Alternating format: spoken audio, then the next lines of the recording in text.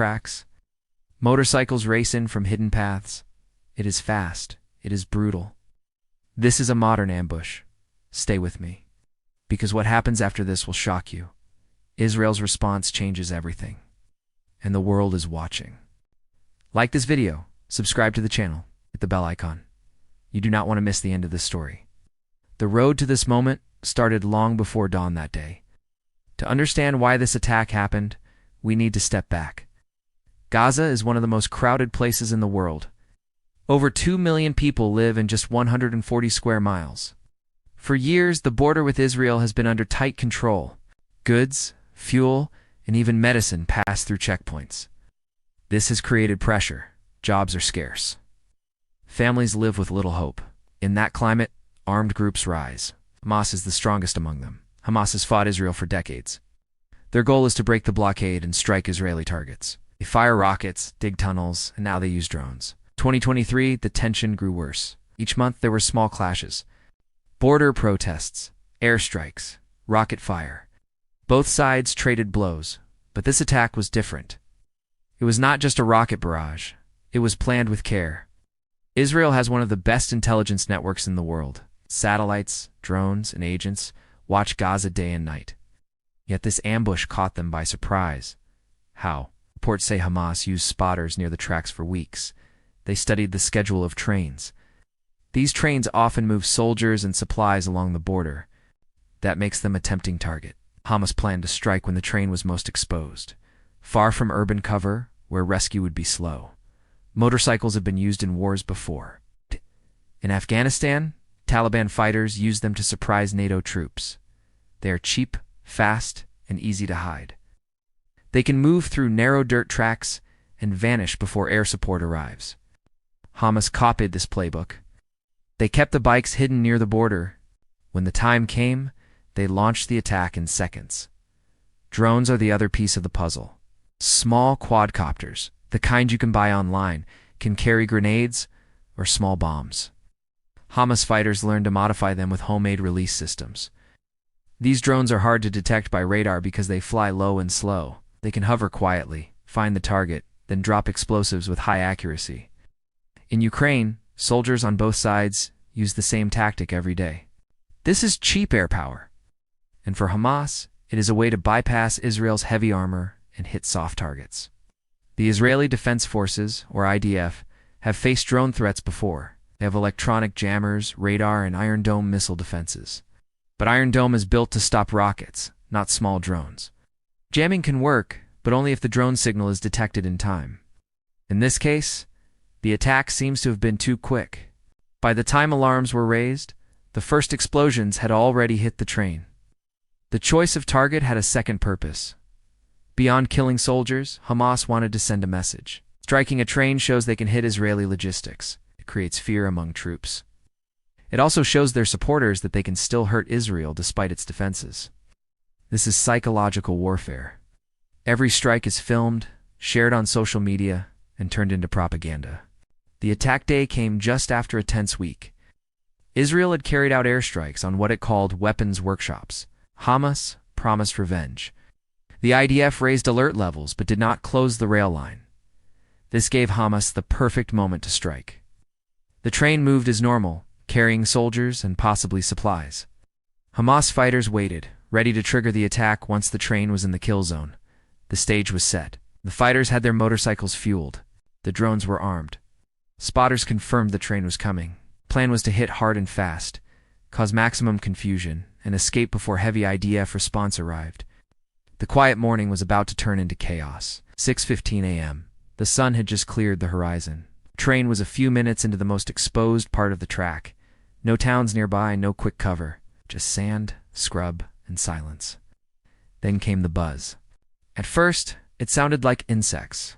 Seconds later, soldiers on the train realized it was drones. The first drone struck the front carriage. Small bomb hit the roof, punching a hole and blasting shrapnel inside. Soldiers hit the floor. Train slowed. That was the signal. From hidden positions, motorcycles roared to life. Dozens of them. They came fast. 2 men per bike. 1 driver, 1 gunner. They carried rifles and RPGs. As the train slowed, the second wave of drones dropped more explosives. The lead engine was hit again. Sparks flew. The train stopped completely. The riders circled like wolves, firing at windows. Hamas fighters aimed for the armed guards first, trying to keep them pinned down. Some fighters dismounted, taking cover behind small dunes. Their goal was not to hijack the train, but to inflict maximum damage.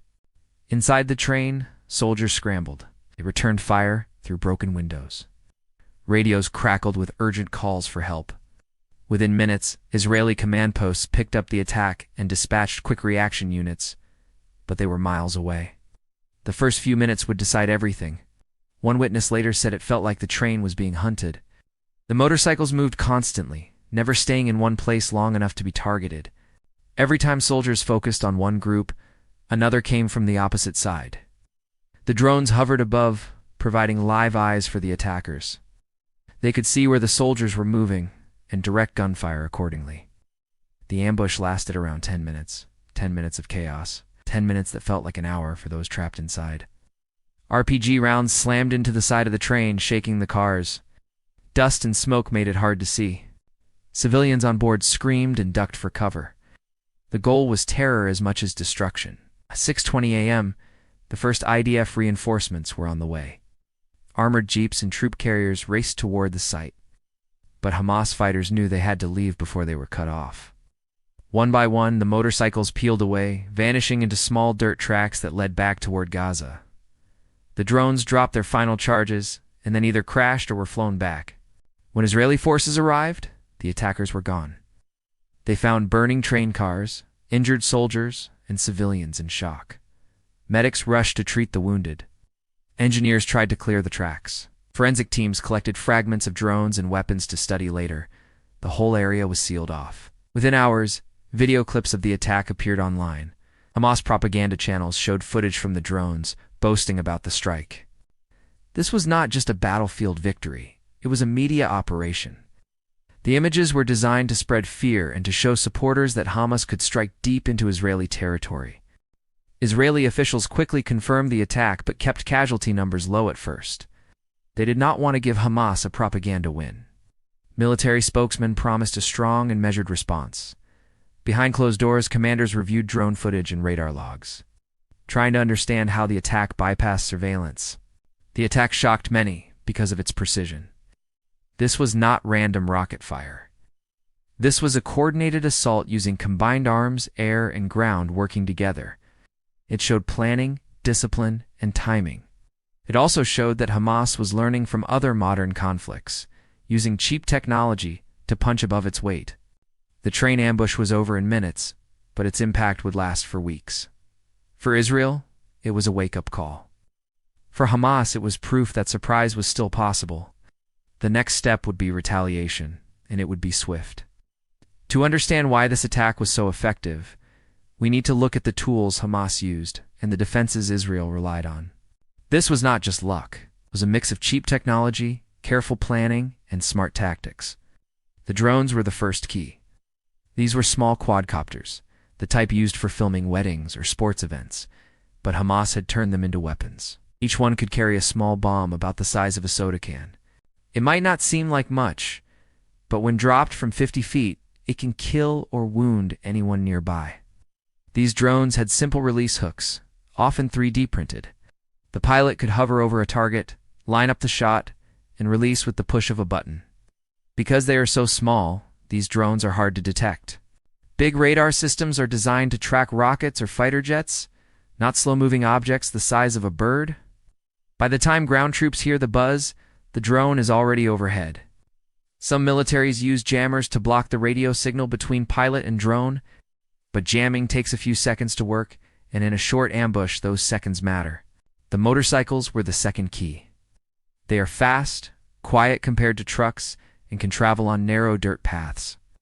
Hamas riders were lightly armed, carrying AK-style rifles, RPG-7 launchers, and grenades. They did not need heavy gear.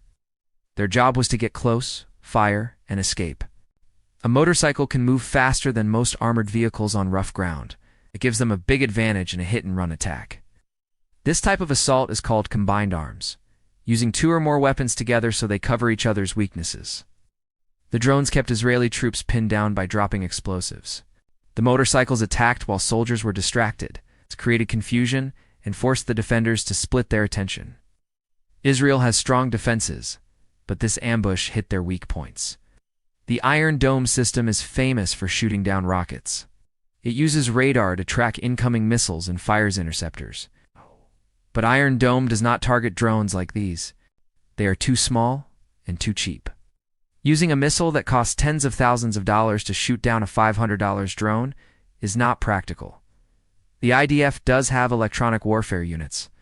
They can jam drone signals or even take control of them, but those systems are not everywhere at once. In this attack, Hamas used speed. The drones took off, struck their targets, and were gone before jammers could respond. The motorcycles added to the chaos by forcing Israeli soldiers to defend against multiple threats at once. From a military perspective, this attack showed how low-cost weapons can challenge a modern army. A single drone can cost less than $1,000 to build. Motorcycle costs even less. Compare that to the price of an armored vehicle or a surveillance drone. Hundreds of thousands or even millions of dollars. This is what experts call asymmetric warfare. The weaker side uses cheap tools to force the stronger side to spend more and stretch its defenses. This tactic has been seen in other wars. In Iraq, insurgents used motorcycles and roadside bombs to ambush convoys. In Ukraine, both sides used drones to drop grenades into trenches. These methods do not win wars on their own, but they can slow down a bigger army and damage morale. Israel will likely adapt.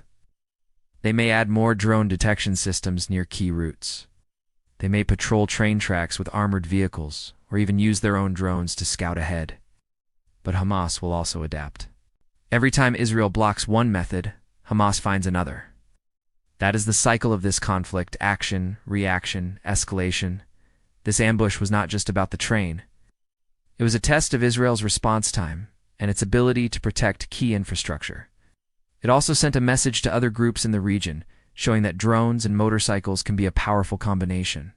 The technical details make one thing clear. Modern warfare is no longer just tanks and planes. It is cheap tech, speed, and surprise. And this is only the beginning. When the smoke cleared, the scale of the attack became clear. Several soldiers were killed. Others were wounded.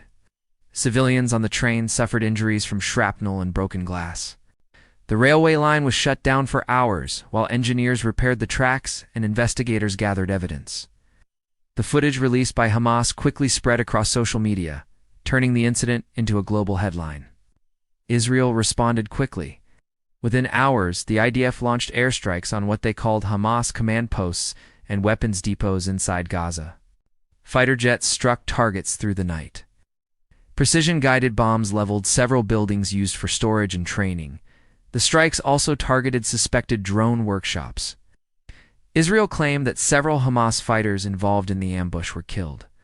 Ground forces carried out raids near the border. Special units entered Gaza in limited operations, searching for the motorcycles and equipment used in the attack. This was a message. Israel would not let such an ambush go unpunished.